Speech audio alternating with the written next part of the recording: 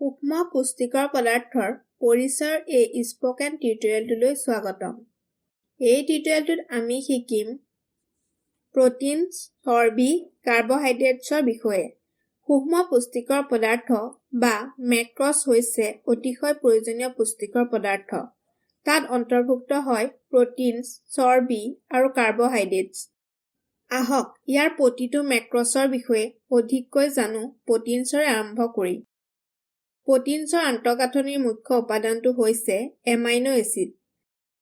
আমাৰ শৰীৰে প্ৰটিনছ বনাবলৈ লাগিলে ই এমাইনো এচিডক একেলগে জইন কৰে। ই পেপটাইডছ গঠিত কৰে। পেপটাইডছ একেলগে জইন হৈ পলিপেপটাইডছ গঠিত কৰে। পলিপেপটাইডছ একেলগে জইন হৈ অধিক জটিল প্ৰটিনছ গঠিত কৰে। উদাহৰণস্বৰূপে, যিহেতু চুলি বা মাংসপেশীৰ কলাক গঠিত কৰিব পাৰে, যেতিয়া আমি প্ৰটিনছ খাওঁ, এই প্ৰক্ৰিয়াটো ওলোটাকৈ হয়। খাদ্য হজম হোৱাৰ সময়ত আমি জটিল প্ৰটিনছক ভাঙো। ইয়াৰ ফলত সৰু পেপটাইড আৰু এমাইনো এচিডৰ সৃষ্টি হয়। তেতিয়া আমি এই এমাইনো এচিডক ব্যৱহাৰ কৰিব পাৰোঁ নতুন প্ৰটিনছক বনাবলৈ আগতে ব্যাখ্যা কৰাৰ দৰে। আহক প্ৰটিনছ হজম হোৱাৰ বিষয়ে কিছু সবিশেষ আলোচনা কৰোঁ। প্ৰটিন হজম হ'বলৈ আৰম্ভ কৰে পেটত হাইড্ৰক্লৰিক এচিড আৰু পেপচিনৰ সৈতে। সিহঁতে প্ৰটিনক ভাঙিবলৈ আৰম্ভ কৰি পলিপেপটাইডছ আৰু একক এমাইনো এচিডৰ সৃষ্টি কৰে। এই পলিপেপটাইড আৰু এমাইনো এচিড ক্ষুদ্ৰান্তলৈ যায়। তাত পলিপেপটাইডক পুনৰ ভঙা হয় অগ্নাশয়জনিত এনজাইমৰ দ্বাৰা। এমাইনো এচিড আৰু সৰু পেপটাইডছ তেতিয়া অন্তঃজনিত বেৰ পাৰ হয়। সিহঁতে তেজৰ প্ৰবাহত সোমায় আৰু পাছত কোষসমূহত সোমায়।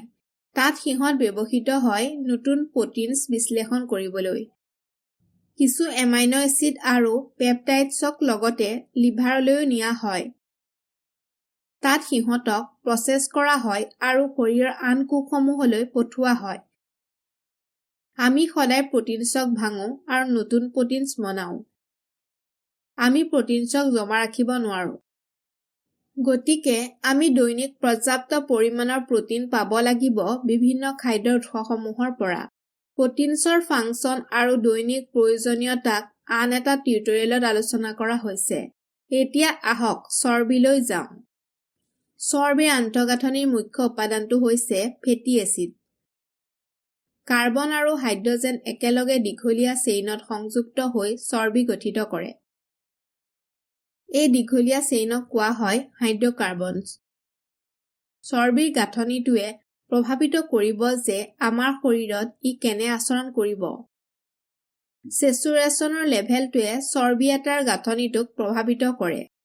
চেচুৰেশ্যন মানে হৈছে হাইড্ৰ'কাৰ্বনৰ চেইন এডালত বন্ধিত হৈ থকা হাইড্ৰজেনৰ পৰিমাণ। অধিক হাইড্ৰজেন বন্ধিত হ'লে চৰ্বিবিধ অধিক চেচুৰেটেড হ'ব।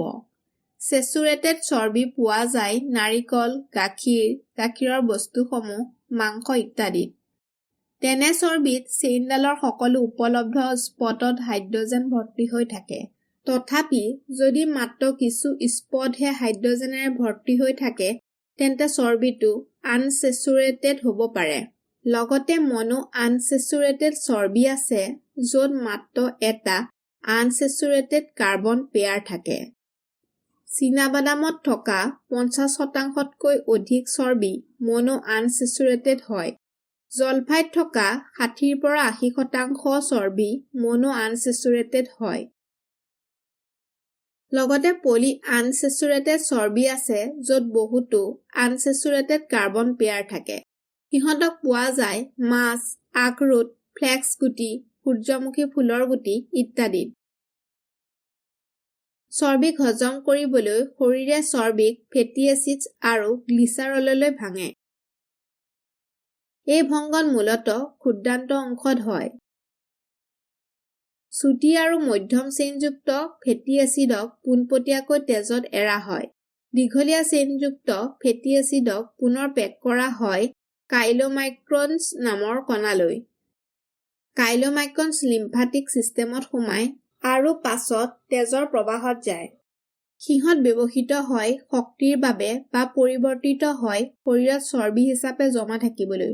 সৰহসংখ্যক আহাৰজাতীয় চৰ্বিৰ উৎসসমূহ এটা সংমিশ্ৰণ হয় চেচুৰেটেড আৰু আনচেচুৰেটেড চৰ্বিৰ। ই ভাল হয় কাৰণ আমি সুস্থ হৈ থাকিবলৈ সকলো প্ৰকাৰৰ চৰ্বি খাব লাগে। এই সমতা প্ৰাকৃতিকভাৱে আহে বিভিন্ন ধৰণৰ কমকৈ প্ৰচেছ কৰা খাদ্য খোৱাৰ দ্বাৰা। ইয়াৰ অন্তৰ্ভুক্ত হয় বাদাম আৰু বীজ, গাখীৰজনিত, কণী, চৰ্বিযুক্ত মাছ, মাংস, নাৰিকল ইত্যাদি। আপুনি মন কৰিব যে এই খাদ্যসমূহৰ কিছুমানত চেচুৰেটেড চৰ্বি প্ৰচুৰকৈ থাকে। সিহঁতৰ কিছুমানত আনকি কলেষ্টেৰল থাকে। এইটো এটা বেয়া কথা নহয়, আমাক জীয়াই থাকিবলৈ কলেষ্টেৰল লাগে। খাদ্যবিধত বিভিন্ন প্ৰকাৰৰ চৰ্বি থাকে। ইয়াত অন্তৰ্ভুক্ত হয় চেচুৰেটেড, ম'ন'আনচেচুৰেটেড, ওমেগা-6 আৰু ওমেগা-3 চৰ্বিসমূহ।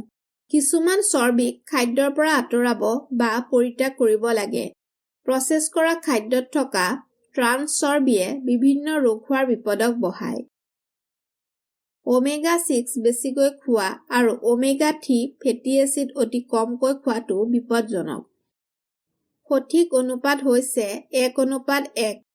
পলি আনচেচুৰেটেড চৰ্বিক মচমচীয়াকৈ ভাজিবলৈ পুনৰ ব্যৱহাৰ কৰাৰ ফলত বহুতো ৰোগ হ'ব পাৰে।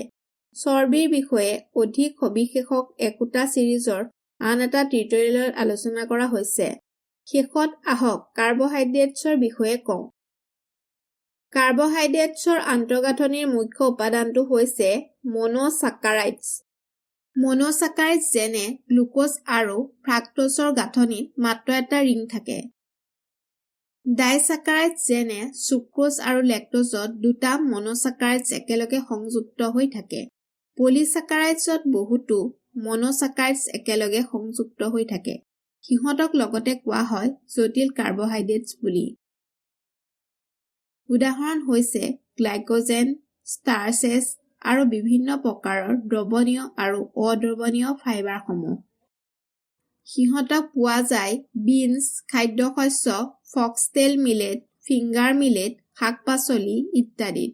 আমি সদায় কাৰ্বহাইড্ৰেটছক গঠিত কৰোঁ আৰু ভাঙো। সৰল ষ্টাৰ্চেছ আৰু চেনি হজমৰ সময়ত ম'ন'চাকাৰাইডছলৈ ভঙা হয়। উদাহৰণস্বৰূপে চুক্ৰ'জক গ্লুক'জ আৰু ফ্ৰাক্টোজলৈ ভঙা হয় শোষণৰ বাবে। আন কাৰ্বহাইড্ৰেটছ যেনে চেলুল'জক মানৱ শৰীৰে ভাঙিব নোৱাৰে। সৰল শৰ্কৰাক শৰীৰত একেলগে সংযুক্ত কৰিব পাৰি। উদাহৰণস্বৰূপে গ্লুক'জক গ্লাইক'জেন কৰিব পাৰি আমাৰ লিভাৰ আৰু মাংসপেশী। কাৰ্বহাইড্ৰেটে লগতে আমাৰ শৰীৰত আন যৌগও গঠিত কৰিব পাৰে।